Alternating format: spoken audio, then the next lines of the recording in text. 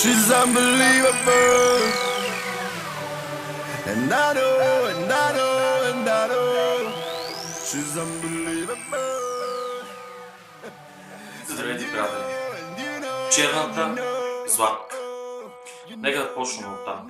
Big Brother е място, където събира абсолютно всякакви звезди, за да им гледаме сира.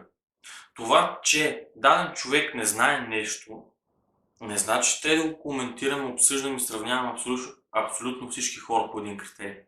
Черната златка мога да не знае много неща. Мога да не знае държави, мога да не знае столици, мога да не знае известни научни, природонаучни открития и така нататък, или известни седемте чудеса на света, мога да не знае. Какво е интересува? Не е интересува, има хубаво тяло, да представя България с тялото си, да се грижи в къщи всичко да е изрядно, да се грижи за гаджето си и куп други неща, които я вълнуват. Но точно география ли майка му става? Какво толкова сте се хванали за това, че някой не знае някаква столица на някаква държава? Мога да ви кажа от една друга гледна точка. Големият страничен човек мога да ви кажа, че Златка в момента е един много добър пример на по-голяма част от поколението, нормалното поколение в България. Да, те наистина много хора не знаят коя столица, коя държава и каквото да е било там свързано с географските работи.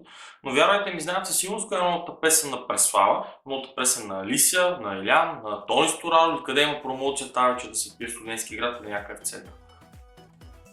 Така че черната златка не е просто в Big Brother. Черната златка е навсякъде около нас. И то към по-младите. И това съм абсолютно сигурен в това. Дайте да спрем с черната златка. Моля ви си. Черната златка и държавата на златките идва от чалгата, идва от силиконовите цици, които тръгнаха от чалгата, идват от силиконовите джуки, които тръгнаха от чалгата. Моля ви спрете. Огледнете се реално. Вярвам в това, че всеки един от вас е изпал в подобна ситуация. Да не знае нещо. И то е елементарно. И да му се смее бяла. Знаете, че е гън. Не го правете. На никой не го пожелавам, не го правете. Моля ви се. Черната златка може да е всякаква, но разбрахме, че е добър човек. А това да си добър човек е най-важно. Това беше от мен, беше много драго.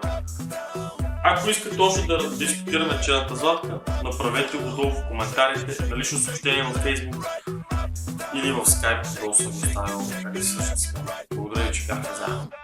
Bounce, bounce, come on!